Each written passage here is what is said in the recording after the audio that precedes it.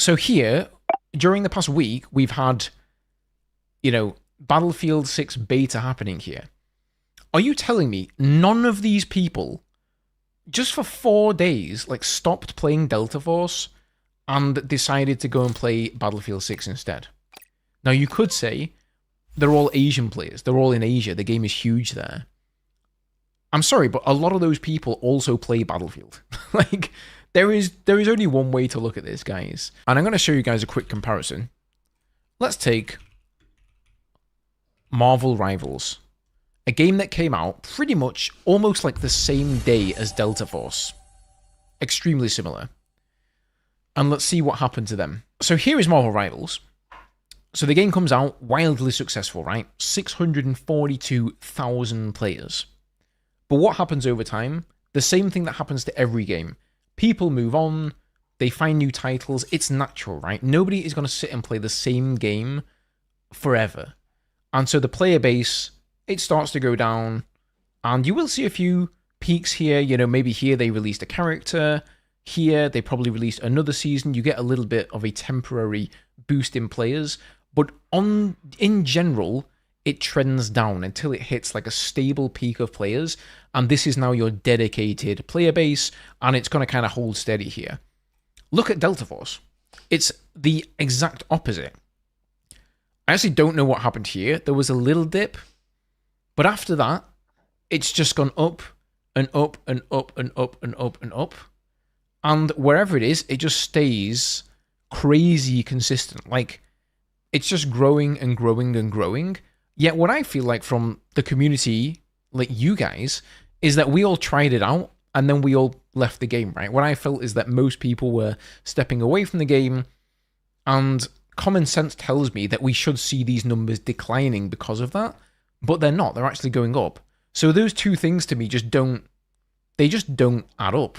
It just seems too weird. You know what? Here's an interesting video from USA Specialist. Let's take a look at this one. It's called Battlefield 6 Makes Delta Force Look Desperate. And this video has kind of popped off for him. It's got 42,000 views here. So let's see what he's got to say on the matter. All the way back in March, I called out what many Battlefield creators are starting to realize just this week. Because as we make our way through the Battlefield 6 beta, a beta that's already beaten Call of Duty's all-time player count on Steam, Delta Force is continuing to look more and more desperate and more sus. But all this really started all the way back in March, where I made a video called 100 Days in Beta, where I scrutinized the practices, failed promises, and ultimately the lies of Delta Force, a game that's backed by one of China's biggest tech conglomerates, Tencent, and a title that's a clear ripoff of 2042 as it chases the straggling player base left over from that game's failure. That is, by the way, the most puzzling thing, is why did they decide to copy Battlefield 2042 and all of its mechanics and the whole specialist system? It doesn't make any sense to me, dude. However, while Delta Force released all the way back in December to well-earned fanfare, the game has missed every single checkpoint thus far and has revealed itself as a blatant cash grab, while the developer is seemingly inflating player numbers, botting YouTube videos, and trying to steal Battlefield's momentum as a way to prop up its struggling skin economy.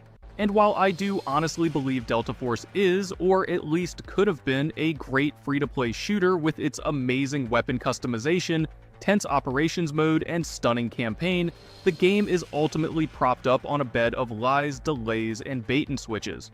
Around 8 months in, cheaters still run rampant, controller support is still not fully implemented, and consoles have been all but forgotten about until, coincidentally, around the time of Battlefield 6's beta, with Team Jade once again sounding off on their console release, which has been again rescheduled for August 19th.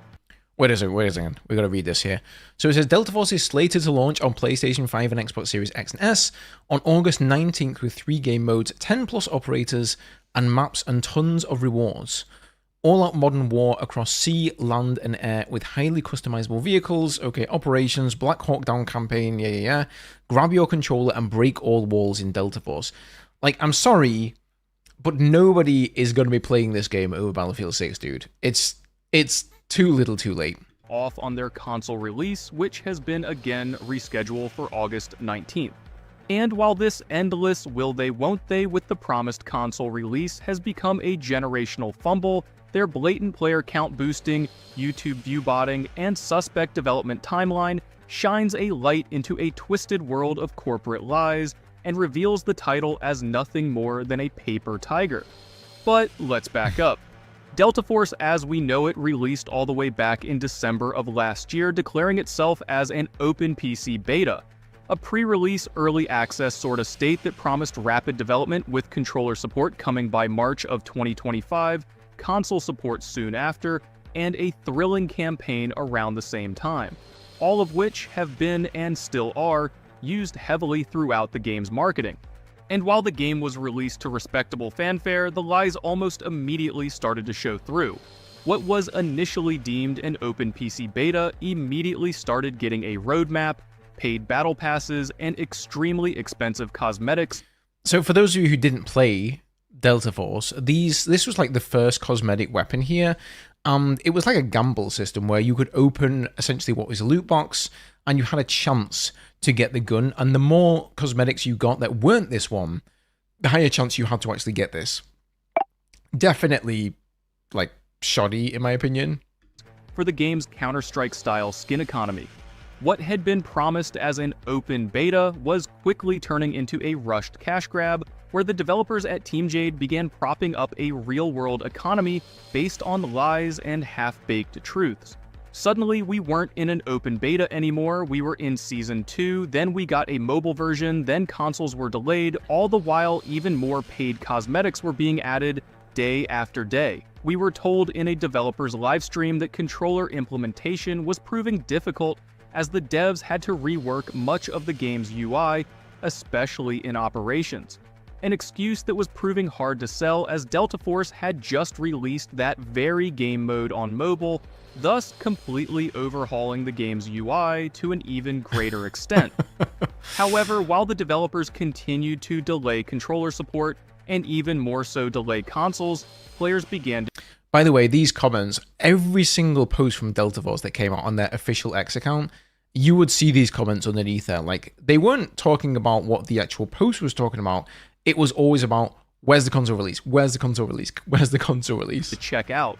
The game's skin economy, founded on loot crates, started to tank as paid keys to these dropped from well over $1 to nearly 75 cents during my playtime. And while the rather stunning Black Hawk Down co-op campaign was being critically praised, its brutally difficult and buggy experience didn't do much to appease fans. Delta Force was struggling, missing deadlines, and still not available for casual fans on console, as controller support was proving to be the most difficult development process known to man. But throw in a never-ending war on cheaters that Team Jade was starting to make their entire identity, and that's when I started to put on my tinfoil hat. Yeah. All the way back as early as December, Team Jade started weekly reports of anti-cheat enforcement, something that was seeing around 10,000 players banned every single month. However, the game continues to not just recapture those lost players, but exponentially add new ones month after month. So that's a great point there as well, yeah. They would basically put out these like sort of info sheets on how many cheaters they'd banned from the game, and it was like ridiculous numbers, like 50, 100,000 cheaters sometimes. But like player numbers just never went down. I don't know, maybe they were just getting more and more players or something. But that seemed kind of sus to me as well there. I've made videos about this before, calling them out on this sort of stuff. As of the end of July 2025, Team Jade has handed out over 49,000 10-year bans, nearly 27,000 devices blocked, and 13,700 DMA bans, totaling just about 90,000 players banned across the 8 months Delta Force has been public.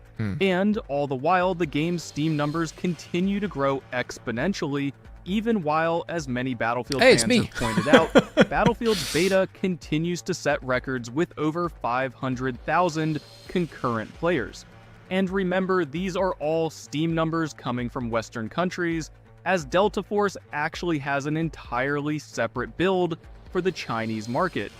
So somehow Delta Force is banning 10,000 players a month. That's a good point as well, right? They do have a separate build for the Chinese market, and we know this because before the first season came out for Delta Force, we'd seen footage from the Chinese build because they already got the season like way in advance of the Western market. So that argument that all of the players in there are in Asia doesn't really hold water, at least in my opinion. I think even the argument that they're all like extraction players.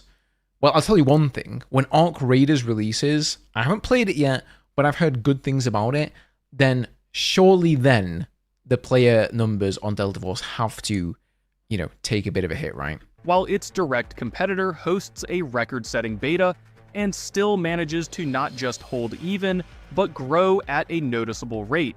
With so many players being absorbed by Battlefield at the moment, like legitimately 500,000 at any given time, Delta Force should be feeling some sort of pressure, but is somehow instead flourishing. Throw in the fact their trailers were outperforming games like Marvel Rivals. Right. I was mentioning this earlier as well. Exactly what I'm talking about here. Like, Delta Force's account don't have anywhere near as many followers, and their trailers, like the number of views they get on them, just does not add up. We'll actually go over to their account and I'll look at their videos and show you. You'll also find, by the way, comments on those videos that are clearly bots. While at the same time having a third of the comments, and I'm pretty confident in saying that Delta Force is using some shady tactics to get the appearance of such engagement, as well as possibly just lying about their anti-cheat numbers. And trust me, as someone who works in corporate America, specifically in digital marketing, I'm no stranger to seeing paid bots or view farming being used as a legitimate technique to drive engagement. Hell, a while back, Delta Force was openly paying creators to upload videos about their game and even offered a pay-per-view scheme, which I feel is a rather strange thing to do for a game that's apparently doing so well. So, in my opinion, as someone who's seen these sort of strategies used in legitimate marketing schemes before, here's what I think is happening. First off, I do think Delta Force is doing at least decently overseas. The game's tournaments, especially in South Asia, seem to be doing rather well, but at the same time, I think Team Jade is a little concerned their Battlefield killer is falling behind in Western markets, thus their digital economy isn't doing as well as it should be for such a core element of the title. Essentially, they need players to keep faith in the game, otherwise the player base could lose confidence and stop trading skins, thus creating a legitimate micro-recession where players dump their skins and leave the game. So while the game is doing okay, they need it to look immaculate for their overlords at Tencent. Thus, I believe they've started implementing some nasty tactics like viewbotting their trailers, dropping core development features to focus on skins, and potentially utilizing some sort of real-world view farming to inflate their player count. It really does feel like that. They want, on the surface, it's all like face, they want the game to basically appear to be incredibly healthy, even if it's not. And so then more people will go in and play it, because I think they're acutely aware that if there's a game that doesn't have a solid player base, nobody's going to go and play it. That's definitely got to be the case with Delta Force at the moment. They've also proven that, like, unscrupulous things don't bother them. Like, they've proven that they don't really have any moral compass when it comes to that sort of stuff. So that's why a lot of these things that are at the moment just accusations and haven't been proven, I sort of can't really give them the benefit of the doubt on those. Essentially paying for a warehouse full of PCs to run Delta Force, thus boosting those numbers, similar to some services where those same organizations will boost views or copy and paste comments as a paid service. Yep, that could be how they're doing it. Think of a crypto farming setup, but for views. These are legitimately real techniques anyone can pay for, and when you consider how bad the Delta Force matchmaking times have been, all the complaints of bots, the strange timing of their player growth, and all the pressure Team Jade is probably under by Tencent, I'd bet there's a chance they're paying boosting farms to run the game during certain hours of the day, thus giving us this impeccable player count. Throw in the timely console release being pushed during the Battlefield beta, and I think they're really trying to act like they can walk the walk. But after 8 months of delays, lies, and misdirects, this whole situation, especially the timing of the console release, feels so incredibly scummy and desperate. For a few months, they had the FPS community eating out of the palm of their hand, but instead of striking while the iron was hot, they used their promise of a console release and a trickle of content as a way to string players along and pretend like they're the top dog. Ultimately, what could have been a great free-to-play title in between other major releases instead overplayed its hand and has turned out to be a generational fumble in Western markets. I still really want to play this title with my friends on console, but after 8 months of lies, delays, and cash grabs, I think time is well and truly up. But guys, tell me what you think and drop those comments below, and for everything else Battlefield, be sure to stay tuned and subscribe, and as always, thank you guys for watching. Yeah, go give him a follow, guys. He makes some really good videos, USA specialist. I definitely agree with everything he said here, though. I think it's just too little too late. This was supposed to be the game we all played, I think, between what's left of Battlefield 2042 and whenever Battlefield 6 releases. But yeah, I think it's fair to say that Delta Force is cooked, at least when Battlefield 6 gets here.